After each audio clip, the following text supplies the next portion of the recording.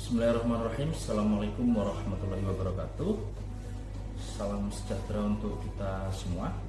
Baik, teman-teman, di sini dalam kesempatan yang sangat singkat ini saya akan mencoba memaparkan, menyampaikan sebenarnya apa saja yang dipelajari dalam mata kuliah Ilmu Ushul Fiqih di Prodi Perbandingan Madhab Fakultas Syariah dan Hukum UIN Sunan Kalijaga, Yogyakarta.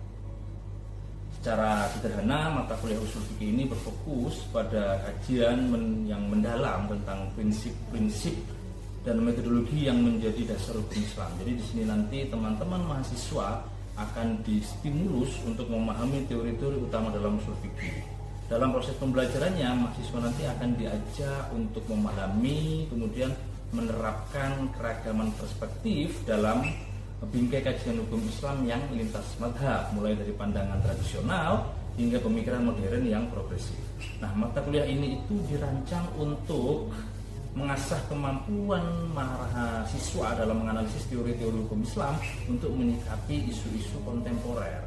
Dengan pendekatan ini diharapkan mahasiswa atau para lulusannya nanti memiliki kemampuan yang tidak hanya mampu memahami kerangka teoritis bagaimana ilmu ushul fikih itu, tetapi juga memiliki kemampuan kritis itu ya, untuk merespon tantangan-tantangan hukum di dunia modern dengan wawasan yang dinamis dan inklusif. Sehingga rumusan capaian pembelajaran lulusannya itu ada 3. Yang pertama, mampu memahami konsep-konsep dasar hukum Islam dalam kerangka perbandingan madhab. Kemudian yang kedua adalah mampu menerapkan teori-teori hukum Islam dalam proses berijtihad secara lintas madhab. Kemudian yang ketiga adalah mampu menganalisis dimensi hukum Islam dalam putusan fatwa dan isu-isu kontemporer, tentunya dengan wawasan yang inklusif. Nah, apa saja yang dipelajari dalam ilmu usul fikih ini? Ada 8 materi pembelajaran atau pokok bahasan, di mana 8 ini nanti akan diturunkan dalam 14 pertemuan.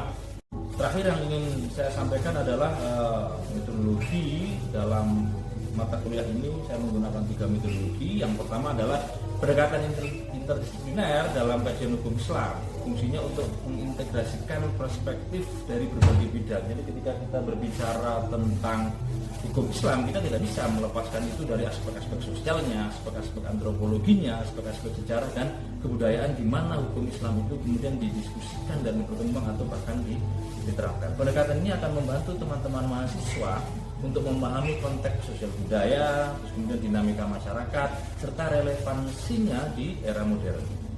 Yang kedua adalah metode dan diskusi. Jadi dalam mata kuliah ini kita akan melakukan diskusi, baik itu forum group discussion atau kita buat kelompok-kelompok kecil gitu ya, fungsinya untuk agar teman-teman mahasiswa itu bisa saling bertukar gagasan, saling bertukar ide tentang bagaimana mestinya atau bagaimana idealnya atau apa yang harus dikritisi dari putusan-putusan fatwa misalnya, atau dari fenomena-fenomena hukum yang dalam tanda kutip belum banyak didiskusikan oleh para sarjana dunia. Tidak menutup kemungkinan teman-teman untuk melakukan itu.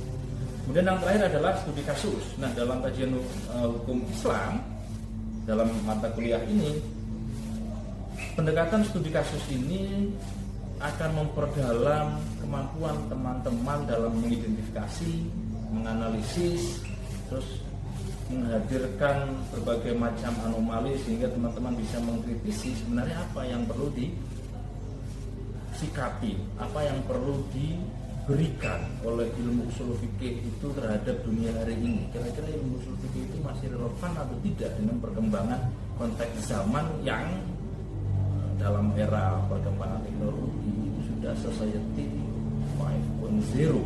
Ushul fikih harus bisa hadir, ikut berdialektika dalam dunia yang sudah serba terbuka ini. Demikian yang bisa saya sampaikan. Saya akhiri. Assalamualaikum warahmatullahi wabarakatuh.